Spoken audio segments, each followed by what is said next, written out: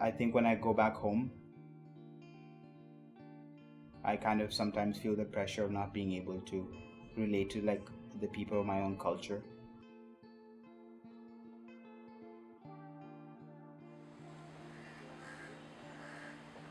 My name is Abba Ndomo. I am Kenyan. I was born in Nairobi and I'm currently living in Mumbai, India. I've lived in Sudan, I lived in Azerbaijan, I've lived in Oman. Most of the countries that I've been to, they're mostly dominated by Islamic people. For instance, Sudan, heavily Muslim. Oman, heavily Muslim as well. It's in the Middle East. Azerbaijan's sort of the same trend, but now here in India, it's mostly Hindus. I've not really had people to relate to in each of these places that I've gone to. Something that I've noticed throughout living in each of these places is that I tend to be the only person who originates from the culture that I'm from. So because of that, I tend to feel sort of isolated, or I only have one person I can realistically relate to, and that is my mother.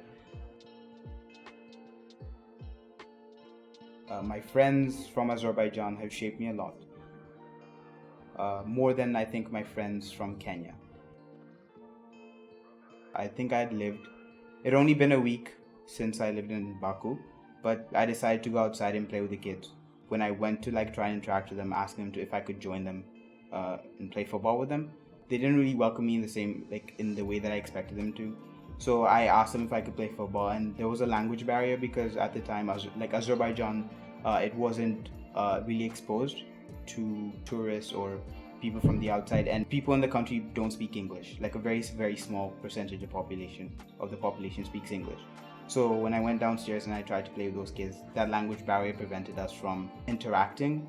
And essentially when I tried to spend time with them, all they did was laugh at me. I really don't know the intentions behind those laughs or those giggles, but they didn't seem to be very welcoming.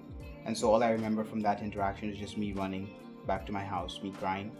I don't know if my mom ever saw me crying like this, but I literally just ran up, and after that, I decided that I'd never go outside again. I always restricted myself to being inside the house, and even when I had to walk around the city, when I had to take the metro to some places, the stares, the giggles, and all these things that always make me self-conscious. I wasn't really as confident of myself because I always felt that I was this focal point of attention.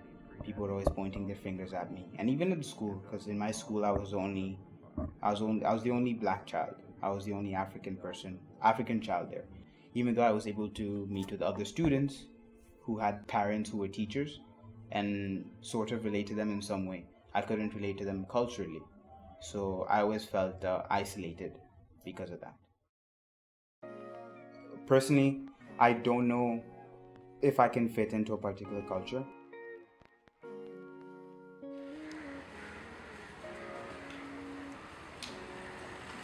I think when I go back home, I kind of sometimes feel the pressure of not being able to relate to the people of my own culture, and sometimes that's quite overwhelming, especially when I'm with my family, or when I return home to the village to visit my grandmother, my grandparents, and it's not sad, but the inability to relate to my relatives is something that sometimes overwhelms me, makes me sad.